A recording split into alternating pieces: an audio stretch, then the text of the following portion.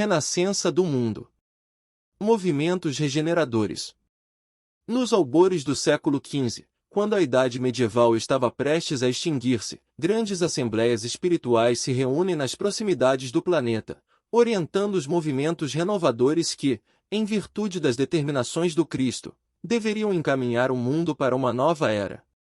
Todo esse esforço de regeneração efetuava-se sob o seu olhar misericordioso e compassivo, derramando sua luz em todos os corações. Mensageiros devotados reencarnam no orbe, para desempenho de missões carinhosas e redentoras. Na Península Ibérica, sob a orientação da personalidade de Henrique de Sagres, incumbido de grandes e proveitosas realizações, fundam-se escolas de navegadores que se fazem ao grande oceano, em busca de terras desconhecidas. Numerosos precursores da reforma surgem por toda a parte, combatendo os abusos de natureza religiosa. Antigos mestres de Atenas reencarnaram na Itália, espalhando nos departamentos da pintura e da escultura as mais belas joias do gênio e do sentimento. A Inglaterra e a França preparam-se para a grande missão democrática que o Cristo lhes conferira.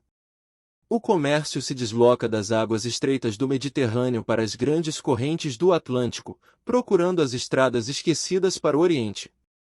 Jesus dirige essa renascença de todas as atividades humanas, definindo a posição dos vários países europeus, investindo cada qual com determinada responsabilidade na estrutura da evolução coletiva do planeta. Para facilitar a obra extraordinária dessa imensa tarefa de renovação, os auxiliares do Divino Mestre conseguem ambientar na Europa antigas invenções e utilidades do Oriente, como a bússola para as experiências marítimas e o papel para a divulgação do pensamento. Missão da América. O Cristo localiza, então, na América as suas fecundas esperanças. O século XVI alvorece com a descoberta do novo continente, sem que os europeus, de modo geral, compreendessem, na época, a importância de semelhante acontecimento. As riquezas fabulosas da Índia deslumbram o espírito aventureiro daquele tempo, e as testas coroadas do velho mundo não entenderam a significação moral do continente americano. Os operários de Jesus, porém, abstraídos da crítica ou do aplauso do mundo, cumprem os seus grandes deveres no âmbito das novas terras. Sob a determinação superior, organizam as linhas evolutivas das nacionalidades que aí teriam de florescer no porvir. Nesse campo de lutas novas e regeneradoras, todos os espíritos de boa vontade poderiam trabalhar pelo advento da paz e da fraternidade do futuro humano, e foi por isso que, laborando para os séculos porvindouros, definiram o papel de cada região no continente, localizando o cérebro da nova civilização no ponto onde hoje se alinham os Estados Unidos da América do Norte, e o seu coração nas extensões da terra farta e acolhedora onde floresce o Brasil, na América do Sul. Os primeiros guardam os poderes materiais, o segundo detém as primícias dos poderes espirituais, destinadas à civilização planetária do futuro. O plano invisível e a colonização do Novo Mundo. Após a descoberta da América, grande esforço de seleção espiritual foi levado a efeito no seio das lutas europeias, no intuito de criar no Novo Mundo um outro sentido de evolução. Se os colonizadores da região americana, nos primeiros tempos, eram os degredados ou os proscritos das sociedades europeias, importa considerar que esses colonos não vinham tão somente das grandes capitais do antigo continente, na exclusiva observância do plano material. Do mundo invisível, igualmente, partiram caravanas inúmeras de almas de boa vontade, que encarnaram nas terras novas, como filhos daqueles degredados muitas vezes perseguidos pela iniquidade da justiça dos homens.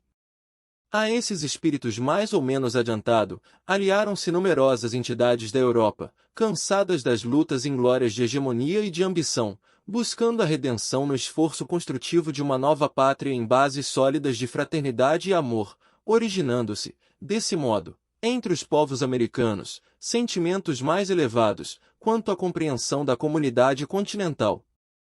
Se reconhecemos na América a projeção espiritual da Europa, temos de convir que se trata de uma Europa mais sábia e mais experiente, não só quanto aos problemas da concórdia internacional e da solidariedade humana, como também em todas as questões que significam os verdadeiros bens da vida. Apogeu da Renascença. Essa renascença, iniciada do alto, clareou a terra em todas as direções. A invenção da imprensa facultava o mais alto progresso no mundo das ideias, criando as mais belas expressões de vida intelectual. A literatura apresenta uma vida nova e as artes atingem culminâncias que a posteridade não poderia alcançar. Numerosos artífices da Grécia Antiga, reencarnados na Itália, deixam traços indeléveis da sua passagem, nos mármores preciosos.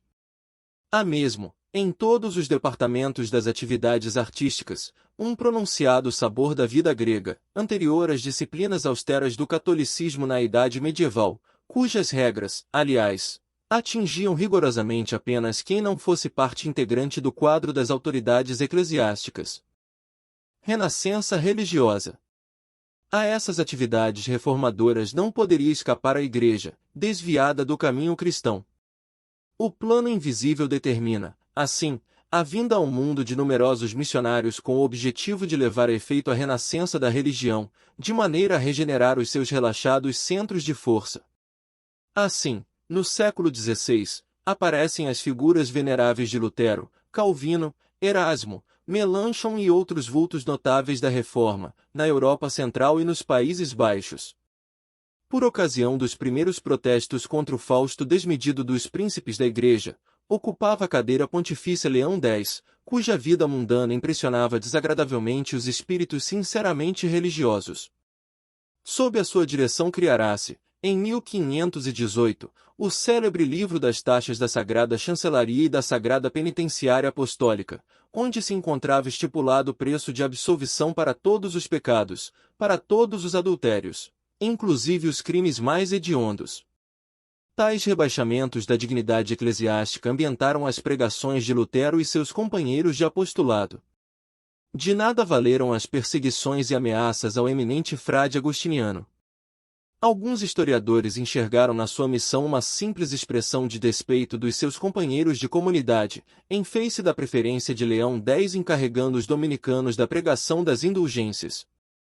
A verdade, contudo, é que o humilde filho de Sleben tornará-se órgão da repulsa geral aos abusos da Igreja, no capítulo da imposição dogmática e da extorsão pecuniária. Os postulados de Lutero constituíram, antes de tudo, modalidade de combate aos absurdos romanos, sem representarem o caminho ideal para as verdades religiosas. Ao extremismo do abuso, respondia com o extremismo da intolerância, prejudicando a sua própria doutrina. Mas o seu esforço se coroou de notável importância para os caminhos do porvir. A Companhia de Jesus.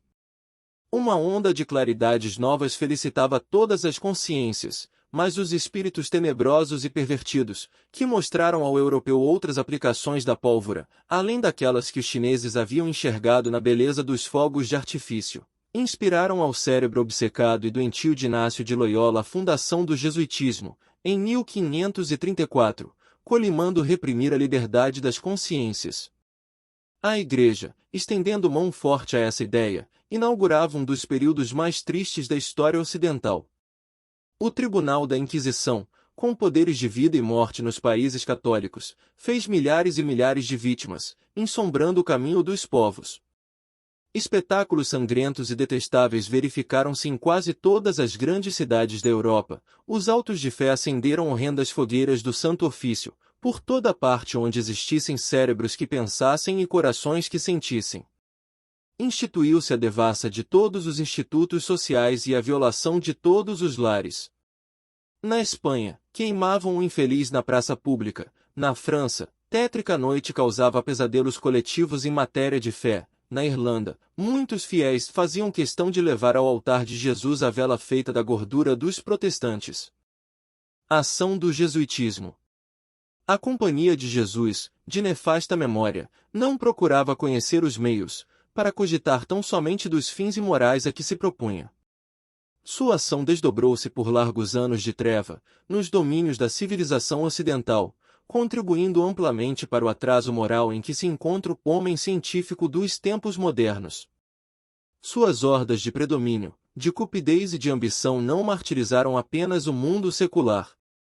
Também os padres sinceros sofreram largamente sob a sua preponderância nefasta.